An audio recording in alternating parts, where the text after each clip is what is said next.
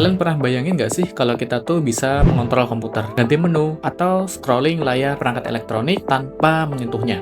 Gimana tuh caranya? Yaps, cuma pakai gerakan mata. Teknologi ini disebut dengan Zero UI. Zero UI ini sudah banyak diterapkan di berbagai industri. Salah satunya adalah industri rumah sakit. Ingat kan kemarin waktu COVID-19? Kita harus menghindari kontak fisik secara langsung untuk menghindari penyebaran infeksi virus COVID-19. Nah, makanya Zero UI ini sangat tepat untuk mengatasi masalah tersebut. Tapi, gimana sih cara komputer itu bedain gerakan mata kita? Ketika kita cuma ngeliat kontennya doang, scrolling layar, atau mungkin cuma lagi berkedip aja. Di dunia nyata ini, gerakan mata itu kompleks banget. Ada yang namanya fixation, saccades, smooth pursuit, dan noise.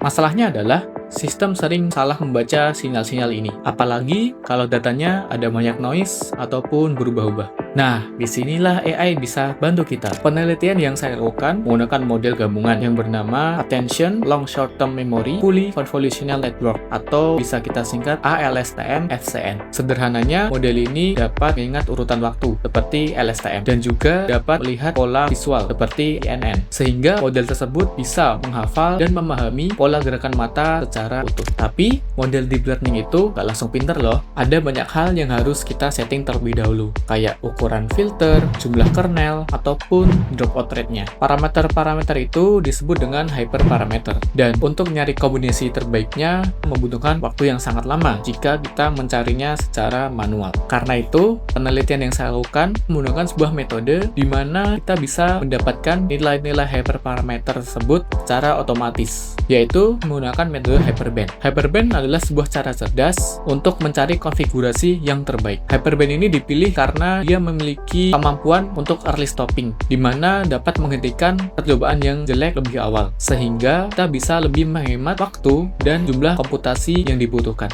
tapi tetap bisa menghasilkan nilai-nilai hyperparameter yang terbaik. Ibaratnya nih ada suatu kompetisi olahraga yang sangat besar dan terdiri atas banyak peserta dan terdiri atas beberapa grup, di mana kita akan mendapatkan juara dari masing-masing grup, kemudian juara dari masing-masing grup tersebut akan diadu untuk mendapatkan satu juara yang terbaik. Jadi kita nggak perlu buang-buang waktu untuk mengadu semua peserta secara satu persatu. Kita hanya butuh fokus ke peserta yang terbaik saja. Nah, Hyperband juga gitu konsepnya. Dia mengeliminasi model-model atau kombinasi parameter yang performanya buruk, sehingga sumber daya komputasi yang ada itu bisa lebih fokus kepada model-model dengan performa yang terbaik, hingga kita bisa lebih menghemat waktu dan sumber daya komputasi. Hasil dari Hyperband ini luar biasa. Setelah diuji dengan dataset Gescom menggunakan metode evaluasi Live One Video Out atau LOVO, metode yang saya ajukan ini dapat lebih unggul dibandingkan 3 metode yang mungkin cukup populer untuk kasus klasifikasi di bidang time series ini, seperti LSTM, BLSTM, dan TCN. Akurasi terbaik dicapai di semua kelas gerakan mata, yaitu sebagai berikut. Bahkan untuk deteksi gerakan mata yang cukup sulit, yaitu smooth pursuit, meningkat sebesar 44%. Dan yang paling penting, model yang saya ajukan ini lebih efisien secara komputasinya. Jadi, dari gerakan mata, kita dapat membangun suatu sistem yang lebih aman dan tetap intuitif. Bayangin, seorang dokter bisa menavigasi suatu perangkat elektronik atau layar monitor hanya dengan menggunakan gerakan mata saja, tanpa menyentuhnya. Dari penelitian ini, kita bisa melihat bagaimana teknologi dapat menyentuh sisi paling manusiawi dari cara kita berpikir dan berinteraksi. Karena kadang inovasi besar dimulai dari tatapan kecil mata manusia.